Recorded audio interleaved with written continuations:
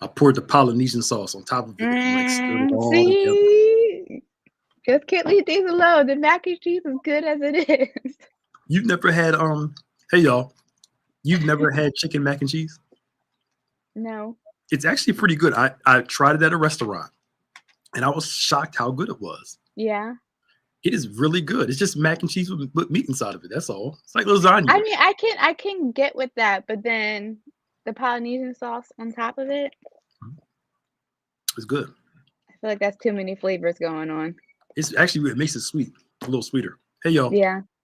Some people put like hot sauce on there to make it spicy and stuff. Welcome to Maximize Monday. We sitting here talking. I'm eating lunch out. Had delayed today. It was delayed today. So and I'm hungry and no. Where's Sandra? I don't think I would like it. Hey, Sandra. Do you like Polynesian sauce? The Chick-fil-A Polynesian sauce? I don't think I've ever had their Polynesian sauce. It was good. I only get their Chick-fil-A sauce. The Polynesian sauce is really good. Yeah, it's You would like it sweet. 'cause it's sweet. Hmm? I'll give it a try. I won't diss it just yet, but something tells me it's not going to be to my liking. You mean this whole mixture or just the Polynesian sauce? The mixture. Oh. Well, I can't rely on your taste buds. You're weird. Hey, Tiffany. How you doing? Hey. They're not that weird.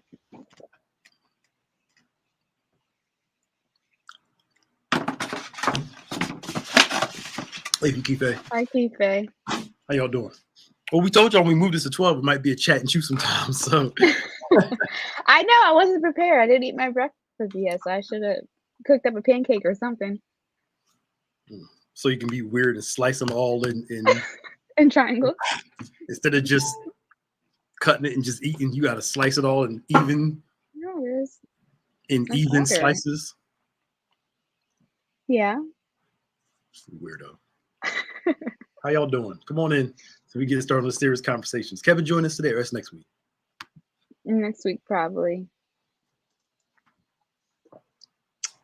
You're just stuck with me today, Pastor Nick. Oh, the agony. The agony. Welcome, everybody, to Maximize Monday. We're so glad that you can join us on this lovely Monday afternoon.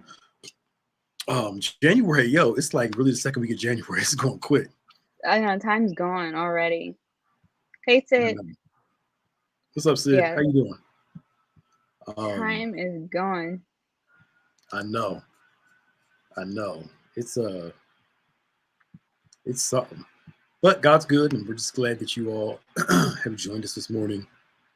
And we hope that God's blessing will be on you, and you will have a great day today. As always, as I posted earlier today, some Mondays I had to remind myself, this is still the day the Lord has made. We'll rejoice. Because part of me's like, let me stay home today. I did not feel like coming in today. Yeah, Mondays are always just a little bit rough. Just a little bit. Yeah, I mean, it depends. You know, some Mondays are cool, some aren't. So before I had kids, it used to be more relaxing. What's up, Darrell? Yeah. It used to be more relaxing. I had to do a whole bunch of stuff. I can take my time, get in when I want, when I'm ready, go to the gym before COVID, and before kids. Mm-hmm. You know, these children change your whole life. So y'all come on in and share. Don't forget, Rami, I got to send you something for Friday and see if we'll do it. I don't know if y'all bougie millennials can relate to it. We'll see. So last week we started talking about possibilities. Mm-hmm. And I can't remember the whole conversation. We kind of talked about a lot about those 5 or 6 things. I can't remember what they are. Go back and watch last week's one. Right. That we all need to consider. I think something we alluded to in the discussion yesterday with Bishop was we want everything to be a miracle. And that's not how God works all the time. Mm-hmm. God will give you a plan. He'll ask you to sacrifice. You know, he exposes the possibilities. Oh, cool. We got food bank this Friday from 9 a.m. to 1. All right. So if you need food, the family in need of food, not because you don't feel like going shopping, but in need of food, we have a food bank this Friday from 9 to 1. have we mapped out, okay, this is possible, this is what it's going to take for me to get there. Mhm. You know, this is what's going to cost. If I want to write this book, it's possible. What do I have to do to get there? Write, study, you know, etc. Yeah. The other thing, which is big, is are we willing to pay the price to reach said possibility? Mhm. And a lot of people, it's not that we, how can I say this? It's not that we lack passion and desire. We lack commitment and sacrifice. Yeah. I think that's the biggest one right there. Is the lack of Definitely. commitment, lack of sacrifice. Because there's things that we don't want to let go of that we know we need to let go of in order to get to where we want to be, Yep. and that can be a major hurdle. Yeah, and what we're basically saying is that the price is too high to pay for what God has for us. That's basically what Mhm. we're saying. Really, when you think about it, like Yeah. God has this whole life for me, and this is too high of a price. I don't want to pay that price to be that person or to Mhm. achieve that thing.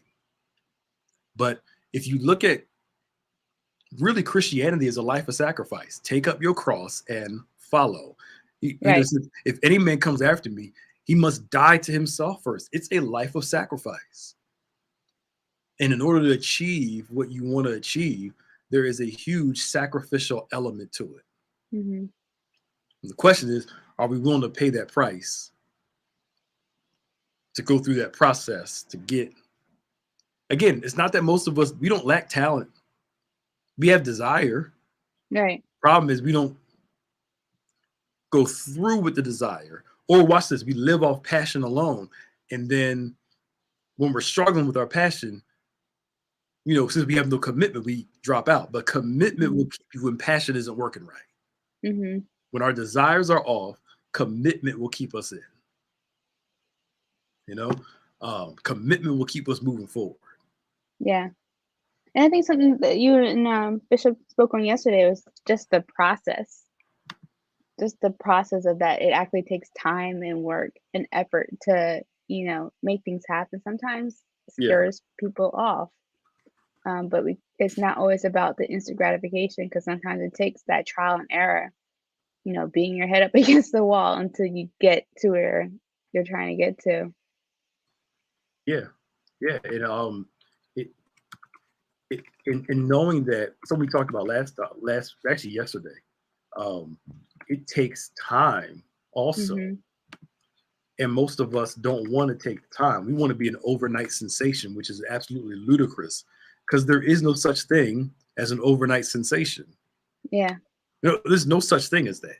The people that we admire, we think they came out of nowhere, but they've been working at it for years. You're just figuring out who they are. Mhm. The world is finally seeing who this person is, but they've been doing it for a long time. Yeah. Most of the people who are really good at what they do, they're in that 20 plus range of 20 plus years of doing it. Mhm. You know, that's the thing. We caught them and noticed them when they've been refined, made new, perfected, and they're Mhm. like, "Yo, where did they?" Going through some things. Right. If you listen to their first sermon or look at their first business or whatever, it just compared to where they are, it Yeah. light years away. Mhm. So are you saying something? Yeah. No, it's true. And I think sometimes we take for granted like the early process of the process because we get nitpicky and we compare ourselves to how someone is after, like you said, those 20 years of experience. And so we just shut down, Yeah. and you're not allowing yourself the time to get there. Yeah, And because you're not, go ahead. I mean, you're kind of skipping a little bit too. Oh, sorry. No, you're okay. It's not your fault. You can't control the internet. Um, uh, I hear you, but your face is kind of like you're talking, but you're frozen. Like, Well, that's how I am in real life too. So, um, but hey, Helene, how you doing? Hey, Sonia.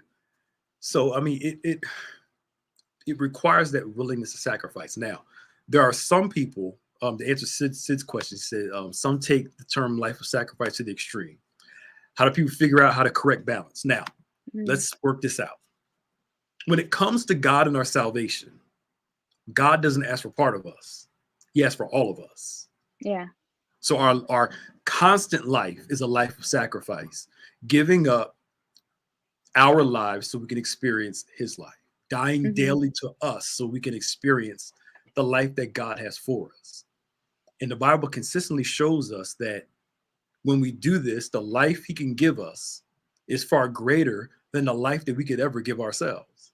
Yeah. Because if you save your life, you'll lose it. But if you lose your life, you'll gain a whole nother one. Hmm. So there is that life of sacrifice. So I'm going to take it to business in a minute. But when it comes to our walk with God, God wants all of us. Paul, I'm Hmm. crucified with Christ. Hmm. Nevertheless, I live. He didn't say part of me. I'm crucifying all of me Hmm. so I can live for him and with him. I'm Hmm. giving up everything to follow Jesus. Evangelist Maya, you've been elevated. I'm giving up everything. Oh, praise the Lord. Come on, call her, call her. Giving up everything to follow Jesus. Right now, as it relates to like business and career and stuff, balance is an ebb and flow. Hmm. You know, you can't give anything 100% because that's too much tension. Yeah. Uh, so what it's like is, so say, when Power of God comes up, my life is like this for a whole week. Hmm. I'm at church majority of the day, majority of the time. I'm home short times, sleep, do some stuff real quick, come right back. But when the week is over, it kind of, Equals out. you know, something happens, family member, life goes like this, you know, and eventually, balances out some. So Hmm. it's prioritizing a lot in order to maintain some form of balance. The Yeah. other thing is those there are some people who feel like I'm going to get to where I want to go no matter the cost. Hmm. And they have a casualty of bodies Mm. that in their path. They just run Hmm. over everybody, leave everybody, don't care about, because their success is more important than everything else. I Right. think that's an extreme Hmm. because if I'll use for example, if being a good father, a good spouse, a good family member is an act of obedience to God, that means being a good family member is an act of worship. Hmm. So if I completely forsake my family to pursue what I've been called to do, I'm only fulfilling part of what God has called me to do. Right. I'm not really worshiping God right. So I learned to navigate my priorities of ministry and my passions and my life desires with, I'll use me for example, my family. Now, Hmm. my norm, since I don't have a regular 9 to 5 like everybody else, is not the same. So I have to intentionally make time, Yeah. intentionally have time. So I don't have a trail of bodies of, you know, my dad was too busy, he was never home, that kind of thing. Hmm. You know, it's that. So I don't think we need to. Now I've had people say, they pursue what they want out of life, and it cost them a whole lot of stuff. And now after it's over, they're trying to pick up and fix those things, the damage that they created Yeah. along the way. So I think some people are A-type personalities, and their They just go. ultimate goal is, hey, I got this goal, I'm gonna get it, Yeah. whether I'm married to you, fathered you, friends you my Hmm. mama, my dad, I don't care. You don't matter in comparison to this, Hmm. and I'll run you over to get there. And I think that's a little extreme. Yeah, definitely. So it's definitely good to be able to prioritize, like you said. But like you, what if it's just not enough for that person that you're prioritizing for? Like, how do you still balance that out? It depends on the person. Some people, um, they lack understanding. They Mhm. want you to give up what they can't replace. There it is. Mhm. The question is, okay, so if I give up all this time, right? Can you replace what I'm going to give up? Mhm. If the answer is no, then we need to have a conversation about a middle ground on both. Mhm. So I'll let y'all in. And I remember when me and my wife were in premarital counseling, I asked her before we got married, are you sure you want to be married to a pastor because this is what the Mhm. life looks like. She's like, oh, I'm sure. So she understood what she was getting into. That I Yeah. could be called at 11:30 at nighttime to go to a hospital, which has Mhm. happened before. I had to get out of bed, Mhm. in the middle of the night and go. That you have to be okay with that reality, Mhm. you know. Um, so I think a lot of people want you to give up what they can't replace. Right. And then the other flip side is, can what you're pursuing replace what you're giving up too? So, there is that, you know, thing. Remember I Mhm. heard a preacher say this years ago. After I get done pastoring, my family's going to be the one to take care of me. So Mhm. why would I completely forsake them? Well, I need them for later. You know, I- Yeah. they're going to be the ones, you know, Mhm. putting you in, Yeah. doing all that stuff. Yeah. I think that again, it goes back down to some priorities. Mhm. I was actually thinking about this earlier. I don't know why it popped in my head. Uh, how this wasn't even really the topic today, but we'll run with it. Um, Yeah. I know some people who felt some type of way because growing up, their parents were always in church, Right. like almost every single day. Mhm. When they had games, they never came to the games because they were at church. When they had events, they never came to school events because they were at church. And there was this resentment from these people because, hey Shirley, hey Chef, because they felt like they chose the church and God over them. Mhm. Th- that's a real feeling. The balance is, or learning the balance is, trying to prioritize both. Okay, I'll be here for this, but then I'm going to come to your game, or I'll be there by halftime. And that intention across the board is important. But if you Yeah. sacrifice, what I'm trying to get to, especially like those of us in ministry, is that we can't use God to sacrifice our families. And Yeah. even those in corporate America too, same thing. They Mhm. do the same exact thing. But some jobs are demanding, and you have to. I'm raising my kids. You got to leave again? Yes. But I'm teaching them now. Why do I have to leave? You want food, right? Yes. Mhm. You asking me for this, right? Yes. How else can I get it? You got to go to work. All right, cool. So, Yeah. you know, trying to get them. This is what our norm is. Can't go by everybody Mhm. else's house, but this is our norm. But I wonder though if there's a disconnect between church and going to church as a family. Does that make sense? Mhm. Because just thinking about my upbringing, like I was in church all the time too. Both my parents are So was I. deacons, Yeah. So, but personally, I never felt that they were putting me beside behind their church duties because we always just did church as a family. Yes. And then if you had something at school, they made it a priority. Or You maybe that's know, the problem. I didn't really do I didn't really do anything oh, in sorry, well, you school. didn't have a life, so that's why. So you only had church. It was Usually, just church. right? But imagine something like your graduation, right? Mhm. You graduate from high school. Oh, Maya, I'm sorry, we got a service. Do people do that though for real? Y- It has Mm, happened before. Not let me go to the graduation and maybe I'll go to church after church first, then go to graduation and try to, mm. work what I got to work out. But imagine looking out the crowd, every other parent screaming and Maya LaBoo, and everybody's like, crickets, you like, where they at? You feel some type of way. Mhm. Um, but I think, for me, same thing. I was in church a lot. My mom was, all those things. I think there is something to doing stuff together that Mhm. does help out, but I don't know how we got off of this point, but I don't know. I think the norm is different. So as a pastor, I mean, I'm not home a 9 to 5 like everybody else. It's just not the reality of the situation.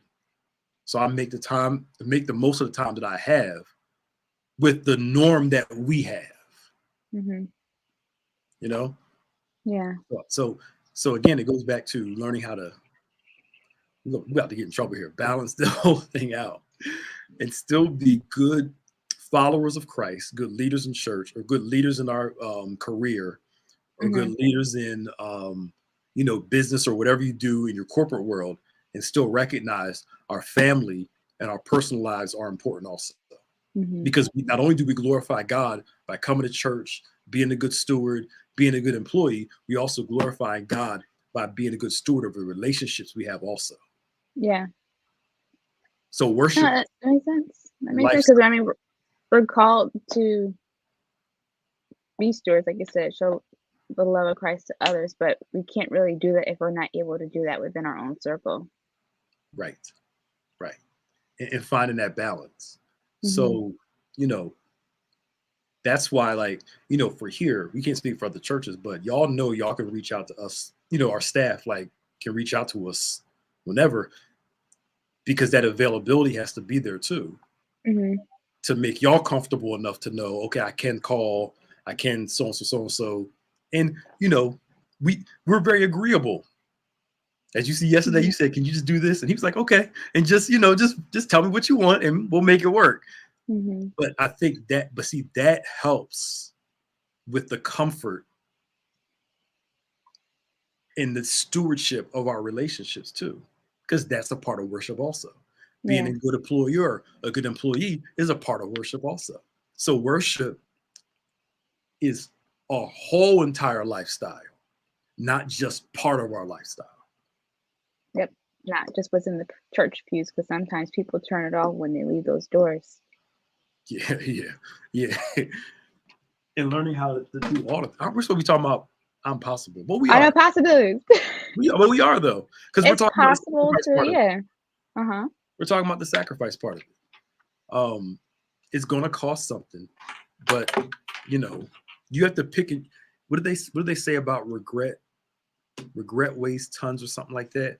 You gotta pick the thing that you can live with, if I can say it like that. Yeah. And learn to Can you hear me? I can hear you. Okay, that's better. I couldn't hear you good. So Learning. Sorry, good. again, Amber had a question. How do you not get mentally fatigued on the divide and trying to balance, say, church, work, family, etc.? Well, a few things. The Bible says in Psalm 23, He restores my soul, which means that along the journey, there are going to be times when you get tired, mentally, emotionally, physically. And that's what we need the Lord to restore us when we get tired on the inside. So it's not that we will never get mentally fatigued. It's just what we do when we get mentally fatigued.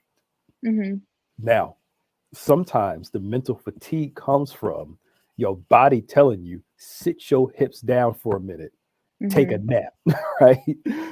Because there are times where I'm like, okay, I'm gonna sleep in today. I'm gonna try to sleep in, and I'll start my work after I sleep in. Yeah. And that extra hour gives me more of a boost.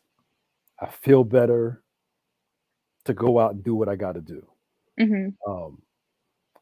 So, you got to think about that too. We're interrelated.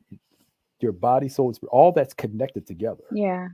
And one affects the other, because scripturally, actually, they're seen as one thing. What makes us human is that we have a body. We're body and soul. We're connected. We're integrated beings. So knowing when to, something I started doing again.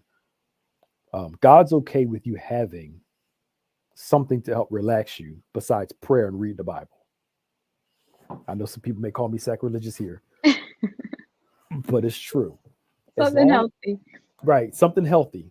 So you prioritize prayer, you prioritize spending time with God, you prioritize scripture, and then maybe you'll spend a half hour doing something that's mindless. I'm back to reading. I'm reading Harry Potter now. Those 30 minutes of reading takes my mind off of, and I just kind of engrossed in this world. And that's a mental break.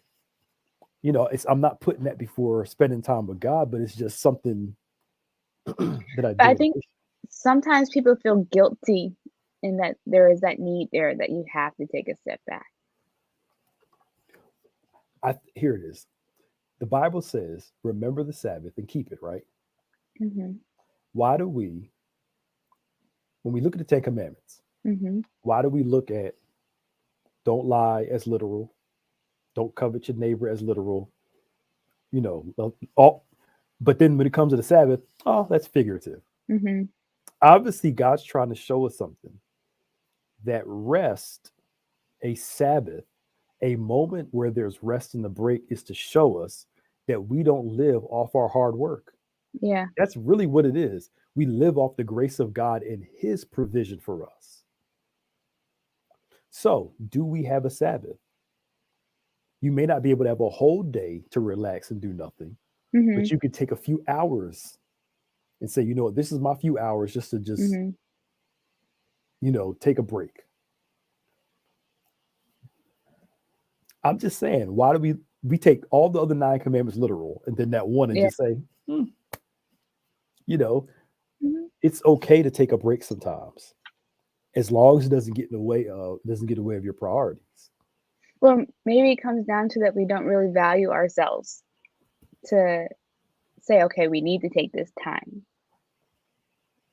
Yeah, and just say, cool, today's I have times where it's like, okay, it's okay.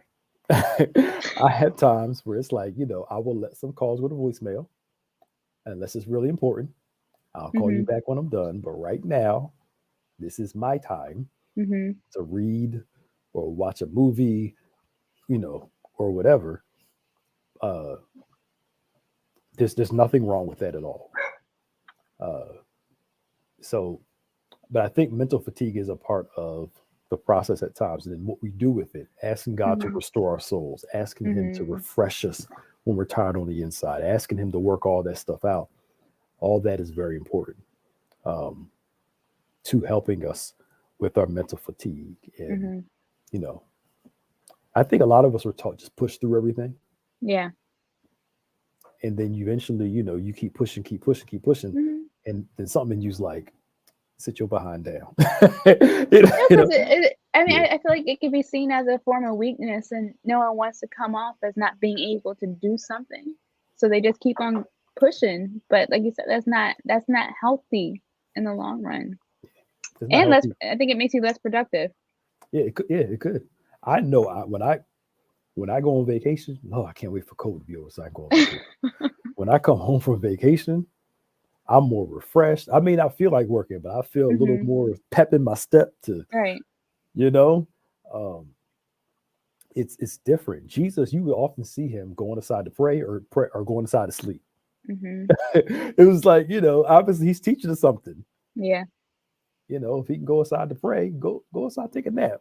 Mm-hmm. Try to. Some days you may not be able to. Yeah. I'm sorry, I'm put an organ behind you.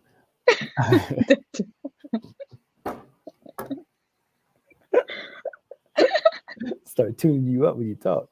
But that's actually a good question, though. So you don't push yourself. I believe in pushing ourselves. I believe God gives us the strength to do stuff. We can do all things. We can do all that. But I think, if God tells us to honor the Sabbath in a figurative way, because there is a figurative way also where it's a lifestyle for a believer, but he also embedded in there for a purpose. You don't live off your work, and everything you have doesn't come from how hard you work. Remember, I provide for you. So work hard. Work hard. You got to stay up late, do what you got to do, work hard. Yeah. Do all that good stuff. And also the thing too, you know what? Working hard, eating right helps you work harder too. I knew you were going to say something about that. I'm just saying it is. Yeah. It is. It's true. Eating right makes you feel better, you work better, you feel better, all that stuff. Yeah. And a lot of people, you got to learn to turn your phone off sometimes too. Put it down. It ain't no emergency. I'll answer this email later. People think because you got a cell phone, you have to immediately answer them. And I'm like, unless it's like certain people get, yes, I will pick up the phone in a heartbeat, but sometimes I'll get it later. Have you discovered focus mode yet? What's that? your phone automatically goes on silent.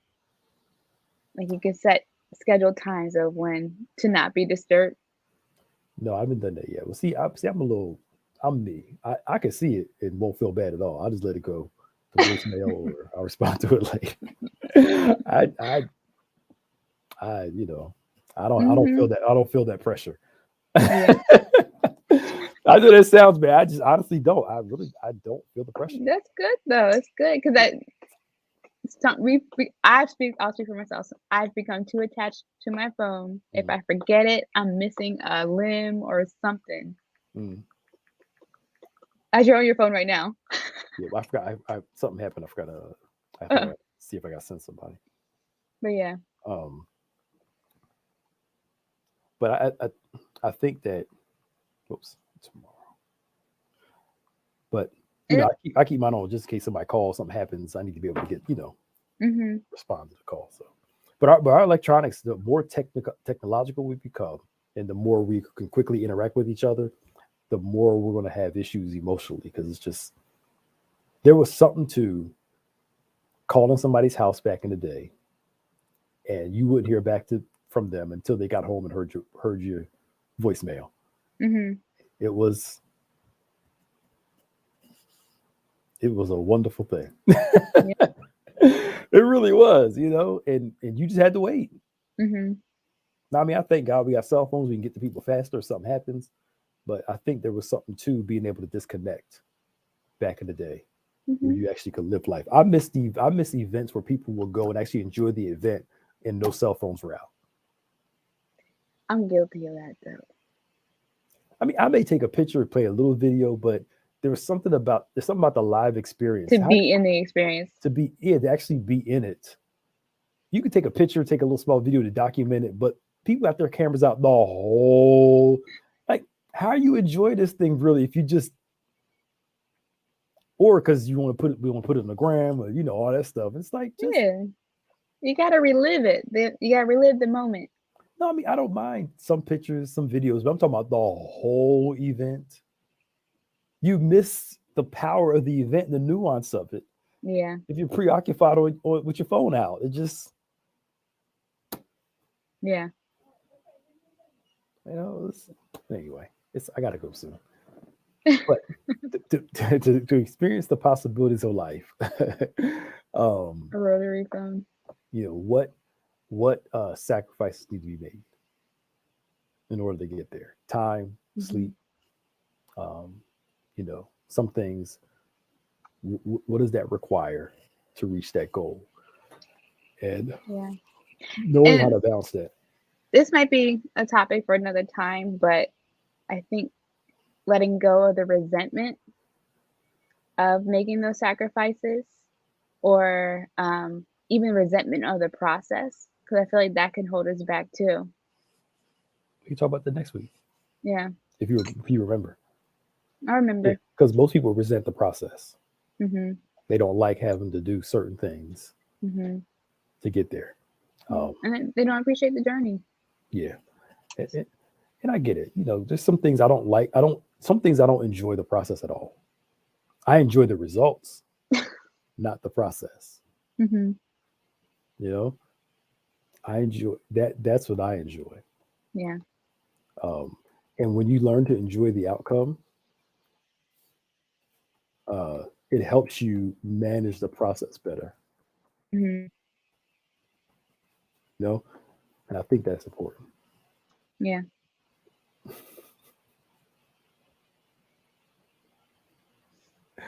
You don't even see it, do you?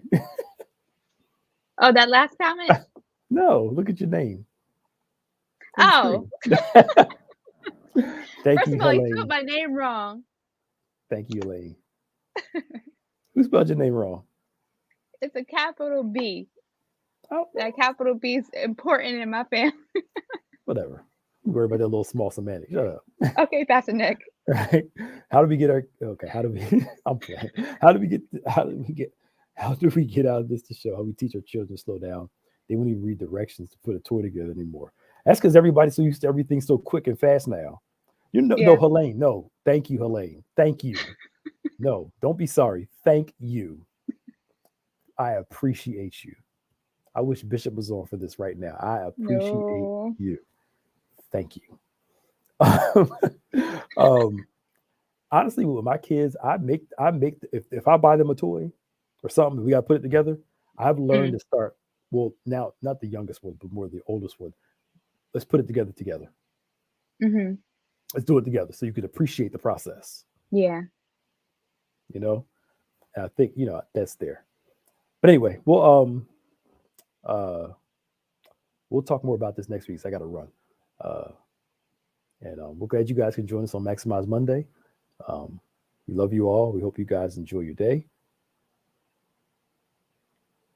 Let me see. Can you write down, say the first outcome again too? Oh, when you, I'm not going to say it the same way, but when you enjoy the outcome or the fruits, it helps you enjoy the process, or helps you navigate the process, or do the process. I may not, like, for instance, I don't like working out. I didn't like going to the gym, but I like the outcome of what the gym produced. Yeah. And that helps you enjoy the process a little more when you focus on what it's producing. Mm-hmm. And maybe that's the problem. People don't know what their end goal is. Yeah. It's like, you're just doing it. Well, what do you want out of this? Mm-hmm. And when you focus on what you want out of it, it helps you manage the process better. Mm-hmm. All right, y'all. I'm late. I really got to go. See y'all later. Bye. Bye, y'all.